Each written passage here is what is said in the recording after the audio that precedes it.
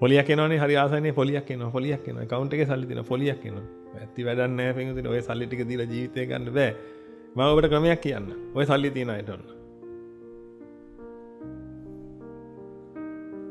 පින්වතුනි ලිඳක් කපලා වතුර බෙදන්න පටන් ගන්න අඩුම මං කියන්නේ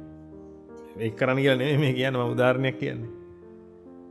ඔබගේ තියෙන සල්ලි වලින් ලිඳක් කැපුවා වෝටර් ෆිල්ටර් එකක් හයි කරලා හැමෝටම වතුර දෙනවා මේ උදාහරණයක් කියන්නේ මේක කරන්න එපා හැමෝම ඒකද වතුර දෙන්න මොකද වෙන්නේ ඔබට ලැබෙනවා පින්වතුනි දෙන්නනේ ලැබෙන්නේ පින්වතුනි එකතු කරන්න ලැබෙනවා කියලා කිසිම සාස්ත්‍රූවරයෙක් කියලා නැහැ ඔබ සල්ලි ටික ඔබගේ account එකේ දාගත්තට පස්සේ පොලියක් එන්නේ ඔබගේ account එකටමයි පින්වතුනි ඒක නම් ටිකක් ලොකු වෙනවා තමයි නමුත් මතක තියාගන්න ඔබගේ ජීවිතේ ඔබට හම්බ වෙන්නේ නැහැ ආයේ මං කියව ජීවිතේ හම්බ වෙන ක්‍රමයක් ඒක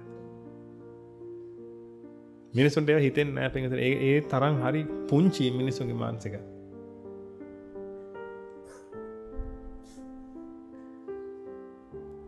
ඒ තරම් පුංචි මානසිකත්වය මම ඒකයි කියන්නේ පින්වතුනි මිනිසුන්ට මේ අදහස් පහළ වුණා